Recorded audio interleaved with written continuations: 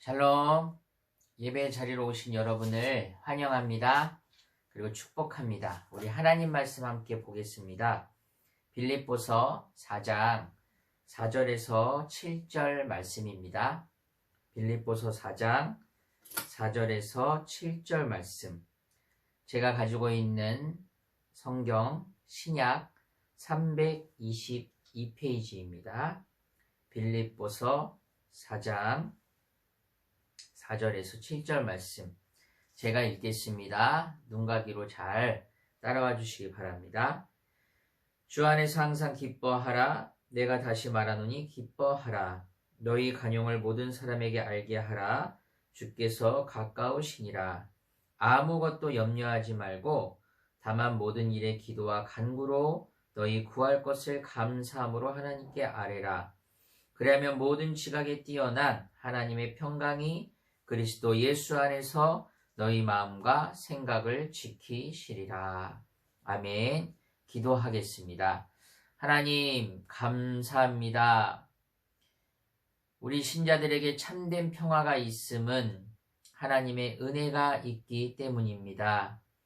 하나님, 어렵고 힘든 시기를 우리 모두가 지나가고 있지만 날마다 하나님께서 주시는 참된 평화가 저희들의 삶 가운데 흘러 넘쳐날 수 있도록 은혜를 허락하여 주옵소서. 이 시간도 하나님 말씀을 듣습니다. 말씀을 통하여서 우리 삶 가운데 주 안에서 참된 평화를 누릴 수 있도록 은혜 위에 은혜를 더하여 주옵소서. 사랑이 많으신 예수님의 이름으로 기도합니다. 아멘. 샬롬, 우리 옆분과 인사합니다. 샬롬. 또 혼자 계신 분들은 저랑 인사할까요? 샬롬, 반갑습니다. 반갑습니다. 하루하루 잘 지내고 계시지요? 점점 또 시간이 길어지면서 또 날마다 또 확진자의 수는 계속해서 늘어나고 또 저희들의 삶 가운데 불안과 또 염려와 걱정은 커져만 가는 것 같습니다. 그러나 저와 여러분들은 하나님의 백성, 하나님의 자녀 아니겠습니까?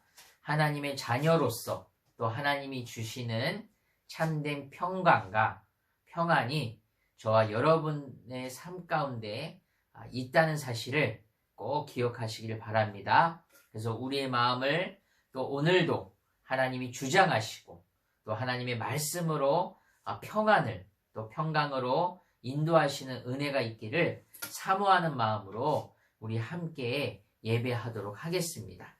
오늘 말씀의 제목은 주 안에서 누리는 평화입니다. 제가 서두에도 말씀을 드린 것처럼 하나님 안에 우리가 있기 때문에 또 하나님의 자녀로서 누리는 그 평화의 은혜가 있다는 사실을 기억하시기를 주님의 이름으로 소망합니다.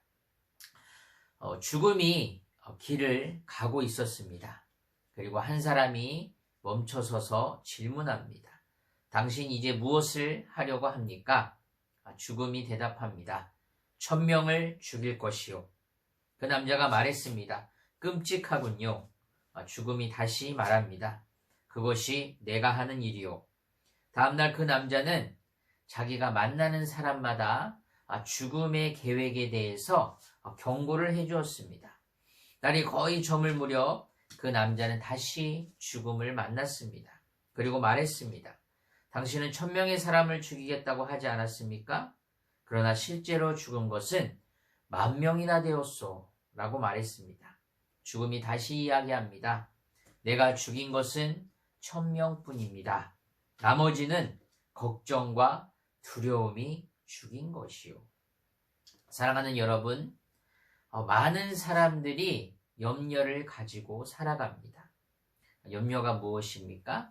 염려는 미래에 대한 불안과 걱정이 염려입니다. 사람은 누구나 자기의 인생을 살아가면서 염려와 근심을 만나게 됩니다. 믿는 자나 믿지 않는 자나 모두 똑같이 염려와 근심을 만나게 된다는 것이지요. 이 염려와 근심으로 인해 수많은 사람들이 아픔을 맛보고 좌절을 경험합니다. 또 지금 예배를 드리고 있는 저와 여러분도 이것에 예외일 수는 없지요. 오늘 성경은 6절에서 아무것도 염려하지 말라라고 말씀합니다. 염려가 무엇입니까? 여러 가지 마음을 쓰며 걱정하는 것을 염려라고 정의합니다. 사실 아무리 염려가 많은 사람이라 할지라도 일부러 염려하기 위해서 노력하는 사람이 있겠습니까? 일부러 염려하는 분은 없다는 것이죠. 염려는 저절로 되는 것입니다. 우리의 삶에 저절로 되는 것은 대부분 악한 것입니다. 본성이 악하기 때문에 화나 욕은 충동적으로 저절로 나오는 것이죠. 염려는 어떻습니까? 이것도 저절로 나타나는 감정입니다. 염려 또한 타락한 본성에서 나오는 것이지요. 코리텐붐은 걱정의 파괴력을 깨닫고 이렇게 말합니다. 걱정은 내일의 근심을 없애주지 못한다. 오직 오늘의 능력을 앗아갈 뿐이다. 미국의 찰스 메이어라는 의사는 걱정은 순환기관과 심장, 내분비선, 전체 신경조직에 영향을 끼치고 결국 건강에 큰 영향을 준다라고 말했습니다. 걱정은 마치 작은 물줄기처럼 우리 마음 가운데 통과하여서 흐르다가 시내가 되고 마침내 큰 골짜기가 되어 다른 모든 생각을 그 안에 빠져버리게 만듭니다. 염려하지 맙시다. 우리 옆분과 인사할까요? 염려하지 맙시다. 걱정하지 맙시다. 샬롬. 고린도전서 7장 33절에는 이렇게 말씀합니다. 장가간 자는 세상 일을 염려하여 어찌하여야 아내를 기쁘게 할까 하여 마음이 갈라지며 라고 말씀합니다. 결혼 전에는 매일매일 하나님께 예배하고 또 하나님을 뜨겁게 사랑하다가 여자를 만나고 또 여자는 남자를 만나서 장가가고 시집 가더니 그 뒤에 아내를 끔찍히 여기고 또 남편을 끔찍히 사랑해서 무릎을 꿇고 기도하던 시절은 온데간데 없고 하나님과 멀어지게 되는 것을 종종 옆에서 마주하곤 합니다. 결혼하고 나서 하나님보다 아내를 사랑하는 일에 지나치게 몰두한 것이죠. 연애도 마찬가지 아닙니까? 이런 사람은 하나님을 사랑하는 마음과 또 아내를 사랑하는 마음이 나눠지게 됩니다. 그리고 그 사이에서 갈등을 느끼게 됩니다. 이런 상태를 염려라고 하는 것이지요. 우리가 세상 일에 고민이 지나쳐서 우리 마음에 하나님을 섬기는 일과 세상 일로 나눠지게 되는 것을 염려라고 합니다. 우리가 세상 일에 대한 간절한 바람과 하나님 나라와 의에 대한 바람으로 마음이 나눠지게 되는 것을 염려라고 할 수 있을 것입니다. 무엇을 하든지 간에 여러분께서 예수님이 말씀하신 것처럼 좋은 것을 선택해서 하나님 앞에 나아가시기를 주님의 이름으로 소망합니다. 염려는 마음이 나눠지는 데서 시작됩니다. 두 마음이 되어서 갈등이 생기고 그것이 염려로 발생하게 되는 것이죠. 오늘 본문 말씀에 보시면 빌립보 교회 안에 염려가 생겼습니다. 바로 유오디아와 순두계 사이에 불화가 생긴 것이지요. 이 문제를 자세하게 알 수는 없지만 바울은 이 두 사람의 갈등을 해소하기 위해서 온 성도가 힘을 합치고 같은 마음을 품으라 라고 권면하고 있는 것입니다. 여러분, 누가복음 21장 34절에 보시면 너희는 스스로 조심하라. 그렇지 않으면 방탕함과 술취함과 생활의 염려로 마음이 둔하여지고 뜻밖의 그날이 덕과 같이 너희에게 임하리라 라고 말씀합니다. 우리는 흔히 술 취하고 방탕한 생활을 문제라고 여깁니다. 그렇지만 생활의 염려는 문제로 여기지 않습니다. 오히려 염려하지 않고 어떻게 살 수 있습니까? 하고 반문하면서 너무나도 당연하게 여기는 것이지요. 어떠한 사람이 믿음으로 사는지 아닌지를 구분하는 기준이 있는데 그것은 염려하느냐, 염려하지 않느냐입니다. 믿음의 반대말이 무엇일까요, 여러분? 불신이지요. 근데 불신이 아니라 바로 염려와 걱정이 믿음의 반대말입니다. 믿음이 있는 곳에는 염려가 존재할 수 없습니다. 이유는 오직 하나님만 바라보기 때문에 반대로 염려가 존재하는 곳에는 믿음이 없는 것이지요. 믿음이 존재할 수 없는 것입니다. 우선 세상에 염려해도 안 되는 일이 있습니다. 그러니까 염려를 알아야겠죠. 적을 알아야 백전백승입니다. 세상에는 염려해도 안 되는 일이 있어요. 소용없는 일이 있습니다. 소위 백해무익한 염려라고 하지 않습니까? 마태복음 6장 27절에 보시면 너희 중에 누가 염려함으로 그 키를 한 자라도 더할 수 있겠느냐? 물론 키, 신체적인 조건을 가리키기도 합니다. 제가 오늘부터 40주야 철야를 하면서 하나님 앞에 뜨겁게 매달려서 하나님 기도합니다. 저의 키를 15cm 이상 자라게 해주세요. 라고 한다고 제 키가 자라겠습니까? 또 키가 자라지 않는다고 염려하고 불안해 하겠습니까? 백해 무익한 염려입니다. 또 여기서는 키, 바로 생명과 목숨을 의미합니다. 그리고 한 자라도 더 할 수 있겠느냐라고 할 때 이 한 자는 45cm의 길이를 이야기하고 있습니다.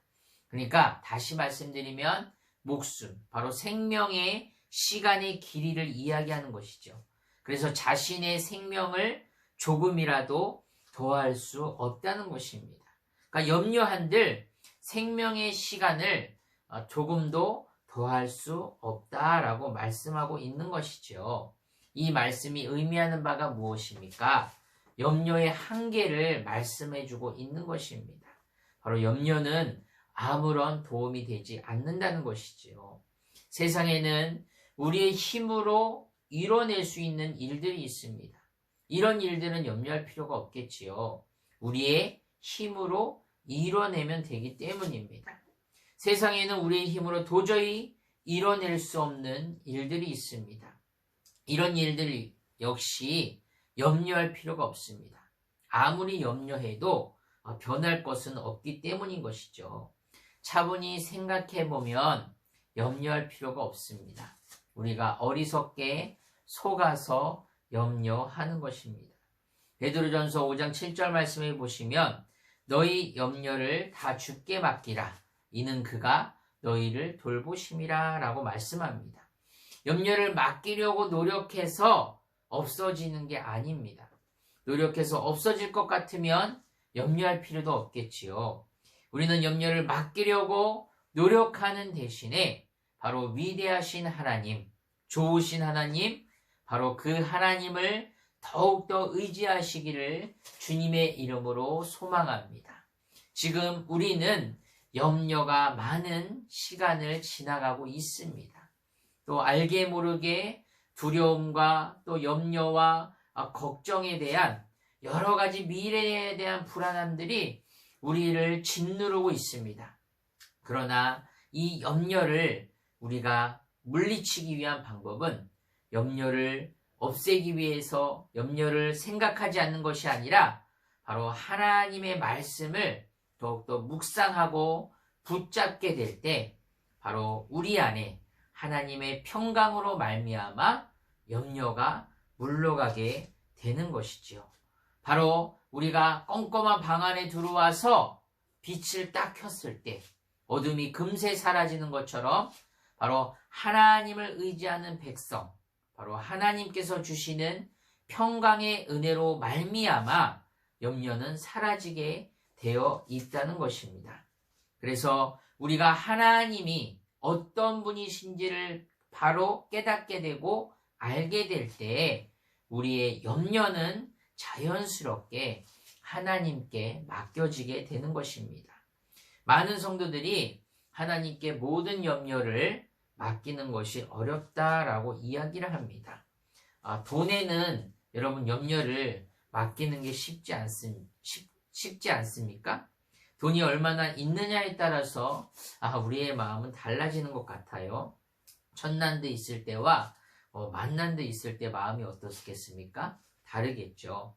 또 수천 수백만 원짜리를 가지고 있는, 그런데 통장 안에 어카운트 안에 그런 돈이 있다면 마음이 조금 더 여유롭지 않겠습니까? 만약 우리 통장에서 꺼내 쓸 수 있는 돈이 10억이 있다 고 생각을 한번 해보시기 바랍니다. 10억이 있다. 아마 웬만한 염려에 대해서는 자유할 수 있을 것입니다. 모든 염려가 사라지게 될 것입니다. 벌써 생각만 해도 입가에 미소가 이렇게 지니신 분들이 있는 것 같아요. 왜냐하면 우리는 돈이 지금 현재 세계에서 주는 능력을 알기 때문입니다. 우리는 이미 돈의 능력은 인정하고 알고 있습니다. 그렇다면 여러분은 하나님의 능력은 얼마나 알고 계십니까? 하나님을 믿는다고 하면서 염려하고 사는 것은 하나님의 능력을 지식으로만 알기 때문입니다. 하나님의 성품과 하나님의 능력을 지식으로만 알 때는 결코 염려를 맡길 수가 없습니다. 그러나 하나님을 체험하고 하나님을 경험하고 또 여러분 안에 성령께서 역사하시게 될 때 염려는 자연스럽게 맡겨지게 되는 것이죠. 나에게 자연스럽게 평화가 찾아오는 것입니다. 그리고 두 번째로 염려는 습관입니다. 중국의 열자라는 책에 보면 옛날 기 나라에 염려하고 걱정하는 바람에 밥도 먹지 못하고 잠도 자지 못하는 사람이 있었다고 합니다. 그 사람이 밥도 먹지도 못하고 잠도 자지 못하는 그런 염려의 내용이 어처구니가 없어요. 하늘이 무너지면 어떡하나, 땅이 꺼지면 어떡하나, 바로 이것이 그 사람의 염려의 내용이었다고 합니다. 그래서 쓸데없는 염려와 걱정을 한다는 뜻으로 기우라는 말이 생겨났습니다. 그런데 기나라는 기원전 12세기경에 지금의 하남성 지역에 있는 아주 작은 나라였대요. 당시 중국을 지배하던 나라는 주나라였는데 중국 땅이 하도 크니까 주나라 성왕은 땅을 친종이나 공신들에게 나눠주고 통치하게 했답니다. 그런데 기나라는 그 중에서도 나라 잃은 유목민들이 사는 힘없고 작은 나라였답니다. 늘 서름과 천대를 받았고 어느 나라가 어떻게 공격해오지는 않을까 늘 염려하고 불안에 떨던 나라였어요. 그래서 기나라 사람은 염려가 하나의 습관이 되었다고 합니다. 죄송합니다. 기나라 사람들은 염려가 이래서 하나의 습관이 되었대요. 그렇습니다, 여러분. 염려는 하나의 습관입니다. 늘 염려하던 사람들이 염려합니다. 염려가 습관이 되다 보니 염려가 필요 없는 것까지 다 염려하게 됩니다. 염려가 하나의 생활이 됩니다. 우리는 염려가 습관이라는 사실을 알아야 합니다. 우리는 염려할 때 이미 내게 염려가 하나의 습관이 되어버렸다는 것을 깨달아야 합니다.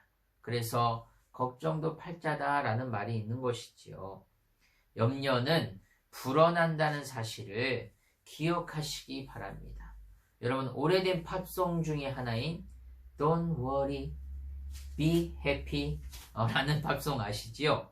걱정하지 마세요, 행복하게 사세요 라는 팝송입니다. 그 노래 가사 내용이 이렇습니다. 염려하지 마세요, 행복하게 사세요. 누구나 힘겨운 문제는 있습니다. 그러나 염려하면 배가 됩니다. 그러나 염려하지 마세요, 행복하게 사세요. 염려는 하면 할수록 커진다는 사실입니다. 염려는 하면 할수록 손해입니다. 사랑하는 여러분, 우리는 매일 좋은 소식만을 접할 수는 없습니다. 삶은 때론 우리를 근심스럽게 만듭니다. 그리고 유독 요즘은 전염병이라는 시대 속에서 더욱더 근심과 염려와 걱정과 불안은 날마다 커져만 가는 것 같습니다. 그러나 오늘 성경에서 말씀하신 것처럼 우리는 그 어떤 삶의 문제 앞에서도 염려해서는 안 됩니다.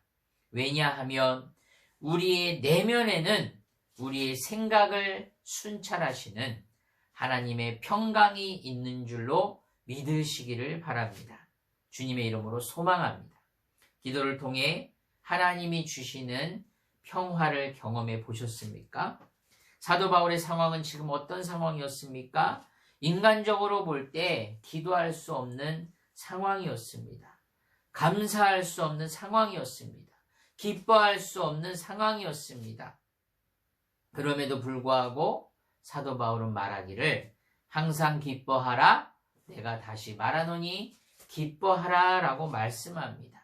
오히려 어찌 보면 당신은 지금 감옥에서 메인몸이 되었지만 빌립보 성도들, 어쩌면 자신보다 더 나은 환경에서 살아가는 빌립보 교인들을 위로하고 건면하고 있다는 것입니다.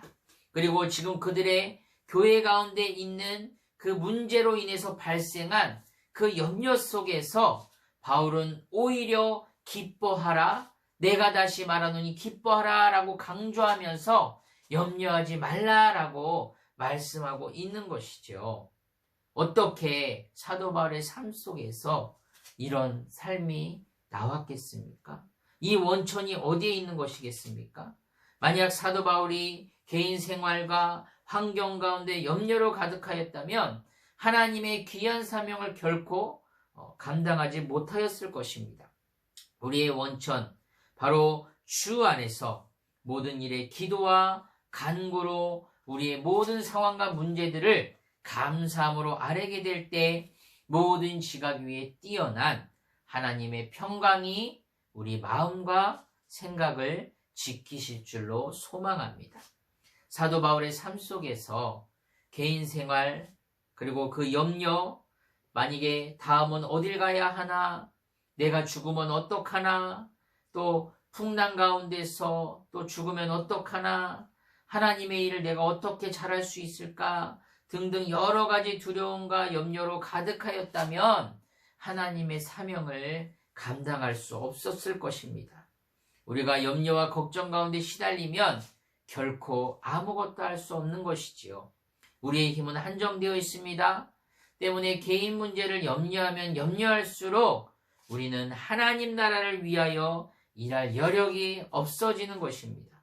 그러므로 염려는 우리를 하나님 나라에 집중하지 못하게 하는 사단의 전략인 것이죠. 여러분, 만약 사단에게 속아서 계속 염려하다가 하나님 앞에 서게 되면 무엇이라고 말씀하겠습니까? 나는 하나님 나라를 위해서 한 것이 아무것도 없구나. 바로 염려는 하나님 나라를 회방합니다. 하나님께서는 계속해서 염려하지 말라고 말씀합니다. 또 마태복음 6장 33절에 보시면 그런즉 너희는 먼저 그의 나라와 그의 의를 구하라. 그리하면 이 모든 것을 너에게 더하시리라 라고 하시지 않습니까? 그리고 이 앞에 보시면 그러므로 염려에 이르기를 무엇을 먹을까, 무엇을 마실까, 무엇을 입을까 하지 말라. 이는 다 이방인들이 구하는 것이라 라고 말씀하시지 않았습니까? 여러분은 믿는 사람들입니까? 믿음이 없는 사람들입니까? 여러분의 삶 속에서 우선순위가 염려가 아니라 바로 우선순위가 하나님께 기도하고 간구하는 복된 인생들이 되시기를 주님의 이름으로 소망합니다. 그리고 우리 성도들은 바로 문제 앞에서, 염려 앞에서 취해야 할 태도가 있습니다. 바로 신앙인으로서 가져야 할 태도가 있습니다. 그것은 바로 염려가 아닌 기도입니다. 우리가 문제를 위해 기도하면 문제를 바라보는 눈과 태도가 변합니다. 두려움은 사라지고 하나님이 주시는 평강을 누릴 수 있습니다. 하나님께서는 이 땅의 죄악으로 얼룩지고 타락한 세상에서 여러분들을, 하나님의 자녀들을 평강으로 지키시기를 원하십니다. 우리 앞에 환경은 그대로일 수 있습니다.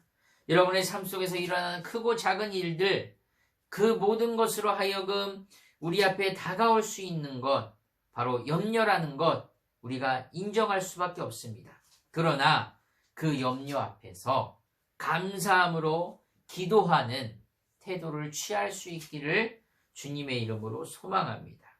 기도하면 환경은 바뀌지 않을지언정 그 환경을 바라보는 여러분의 마음과 생각과 태도는 변하게 되어 있습니다. 환경과 세상이 변하지 않아도 세상 탓할 것이 아니라 내가 변하여 세상을 보는 태도, 바로 세상을 보는 마음이 달라지고 바뀌어지게 되는 것이죠. 환경은 그대로일 수 있지만 지금 이 환경을 바라보는 마음과 태도는 바로 모든 지각 위에 뛰어난 바로 평강의 하나님께서 여러분의 마음과 생각을 지키신다는 것입니다. 오늘도 믿음으로 선포하며 기도할 수 있기를 주님의 이름으로 소망합니다.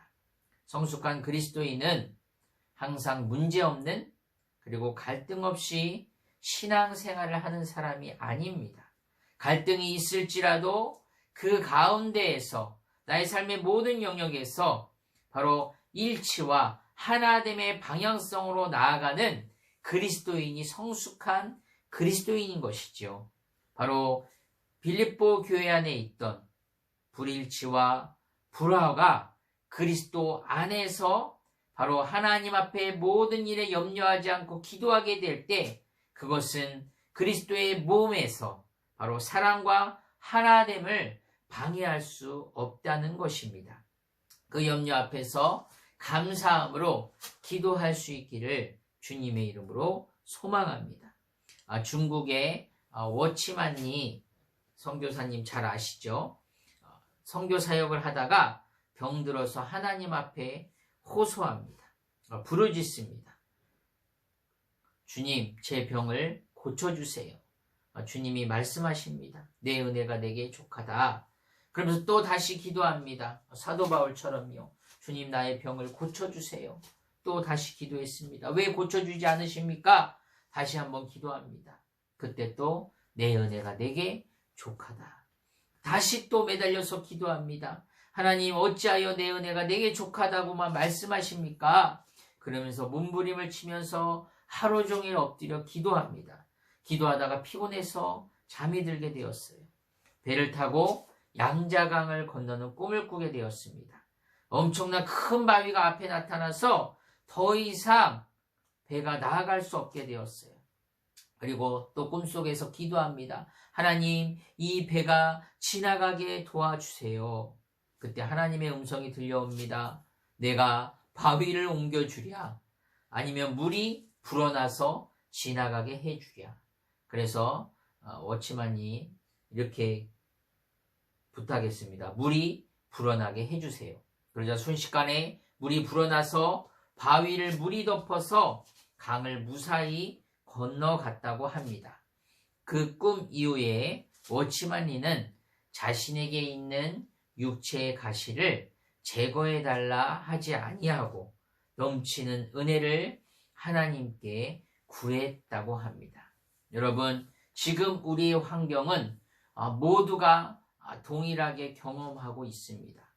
또 우리보다 물론 고통스럽고 힘들고 어려운 상황 가운데 있는 사람들도 있겠지만 전염병이라는 이 어려운 시기를 지나가고 있는 것은 모두가 동일합니다.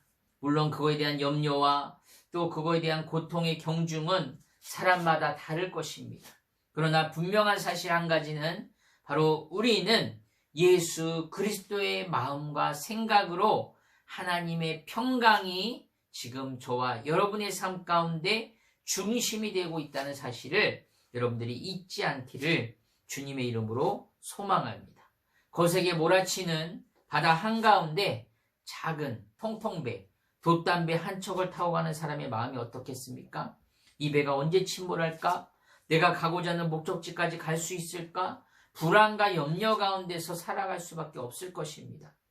그러나 거친 게 몰아치는 바다 한가운데 환경은 그대로지만 만약에 여러분들이 항공모함 같은 거대한 배를 타고 가는 사람이라고 생각하게 된다면 염려와 근심이 떠나갈 수밖에 없을 것입니다. 언제 뒤집어지게 될까? 염려가 물러갈 수밖에 없겠죠. 왜요? 바로 큰 항공모함 가운데 나의 모든 것을 편안하게 맡겼기 때문입니다. 바로 사랑하는 여러분, 이 염려는 하나님 앞에, 바로 하나님께서 우리 마음을 주장하시고 여러분이 모든 것을 주께 맡기게 될 때 바로 평강으로, 평화로 우리의 마음을 덮어 주신다는 겁니다. 바로 이 사실을 꼭 기억하시기를 주님의 이름으로 소망합니다. 바로 우리의 믿음이 성장하고 성령 충만한 것은 바로 그것은 염려와 근심 앞에서 바로 하나님의 뜻을 바라보게 되는 것입니다. 하나님이 모든 것을 더 좋게 하실 거야. 하나님이 모든 것을 더 선하게 인도하실 거야. 그러면서 하나님을 의지하고 바라보면서 믿음으로 걸어가는 것입니다. 여러분, 마지막으로 3가지만 다시 기억하시기를 바랍니다. 염려가 생길 때마다, 염려가 사라질 때까지 주님만 바라보시기를 주님의 이름으로 소망합니다. 히브리서 기자는 이렇게 이야기하죠. 믿음의 주요 온전하게 하시는 예수를 바라보자. 이 시간에 더욱더 하나님을 바라보시기를 바랍니다. 그리고 2번째로 염려가 생길 때 염려 대신 기도하시기를 주님의 이름으로 소망합니다. 감사하며 하나님 앞에 기도하시기를 주님의 이름으로 소망합니다. 아무것도 염려하지 말고 다만 모든 일에 기도와 간구로 너희 구할 것을 감사함으로 하나님께 아뢰라. 그리하면 모든 지각에 뛰어난 하나님의 평강이 그리스도 예수 안에서 너희 마음과 생각을 지키시리라. 우리 마음과 생각은 우리의 제약된 본성으로는 결코 지킬 수가 없습니다. 나의 힘으로는 결코 지킬 수가 없는 것입니다.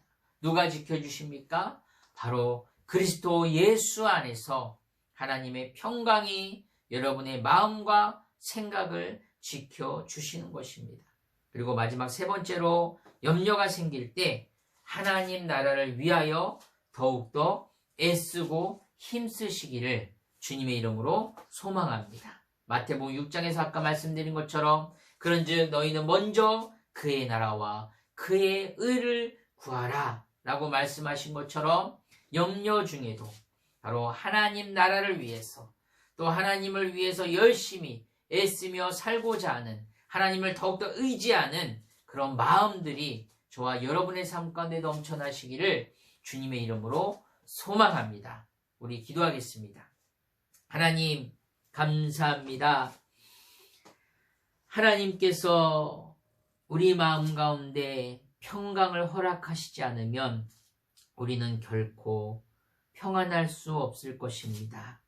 그리고 두려움과 염려와 걱정과 근심으로 인하여서 우리는 단 한순간도 살아갈 수 없을 것입니다. 주님, 우리 정원교회 모든 식구들을 주 예수 그리스도의 평강으로 지켜주시고 감싸 주옵소서. 그래서 염려가 많은, 두려움이 큰 이 시기 속에서 또 미래에 대한 불안 속에서 하나님 우리를 자유케 하여 주시고 하나님의 평강의 마음이 우리의 마음과 생각을 지키시기를 주님 소망합니다. 주님께서 날마다 평강으로 평안으로 함께하여 주옵소서. 예수님의 이름으로 기도합니다. 아멘.